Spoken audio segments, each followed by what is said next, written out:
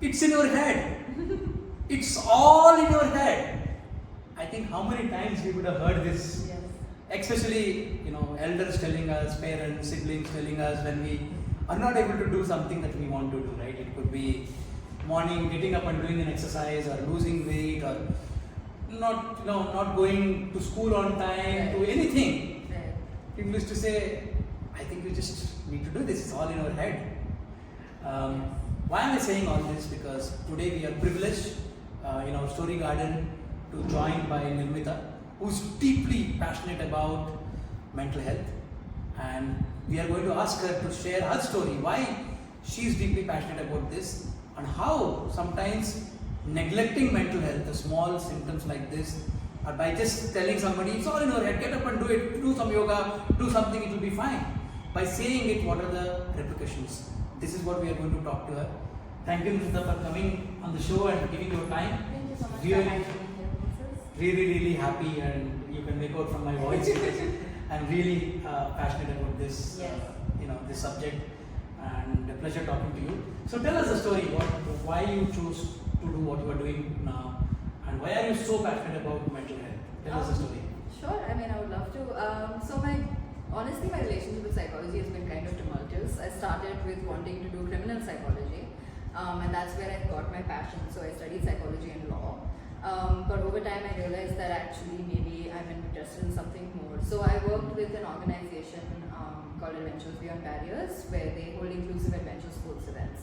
And that's where I learned about adventure therapy. So that's what really got me very intrigued in a completely new perspective on therapy as a whole.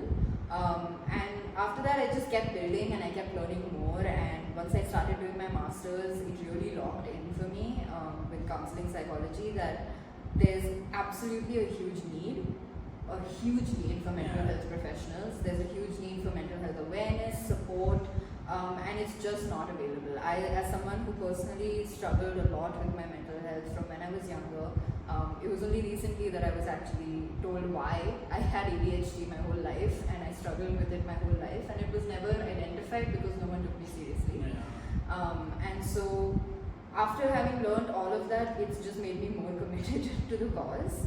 And also being someone who developed a disability 3 years back, I fell really ill and I developed multiple chronic illnesses, and being someone who was an athlete throughout my life, took a massive toll on my mental health. I went from being a weightlifter to being completely bedridden, not being able to walk. Even now I can't walk without a cane. There are days when I require a wheelchair. So it was a huge transition for me, and it made me all the more committed to making sure that people spoke about mental health in multiple capacities. Because I think even now when people talk about mental health, it's very limited to, non-disabled people first of all, definitely. And it's still very focused on the majority. I think even a lot of the research out there is very focused on, very specific demographic groups. And I want to change that narrative. I want to make people understand that mental health is something that everyone needs access to, and that can be transformative if it's managed well.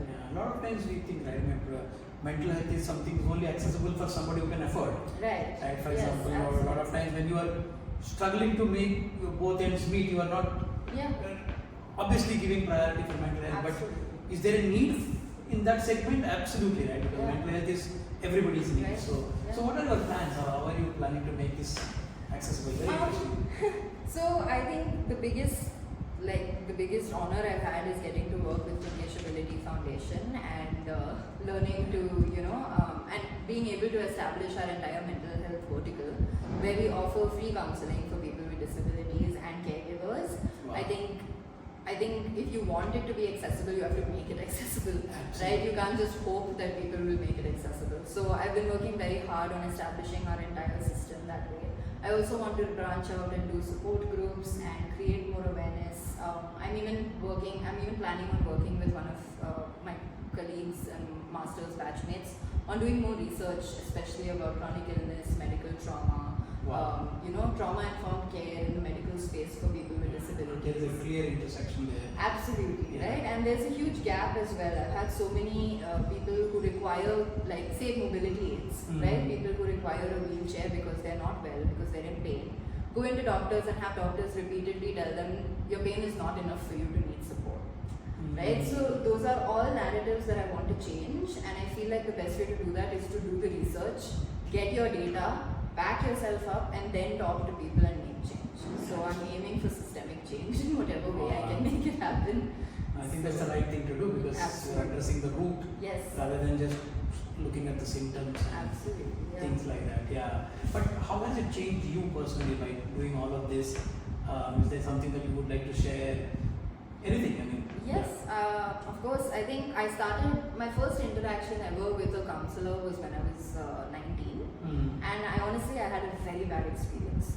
My first 2 or 3 experiences were really bad, and so I kind of lost faith in mental health professionals, you know. It was only when I started studying it myself that I was like, okay, there's capacity here for people to do better. So after that, I started working really hard on finding good people, and finding a good therapist myself was a huge changing moment for me, because it really made me focus more on how I can do better rather than constantly just trying to find a space to let off steam, right? And I think the biggest thing about mental health or therapy, say, specifically, is it's not just about going in and ranting about your problems and, you know, leaving without anything solid.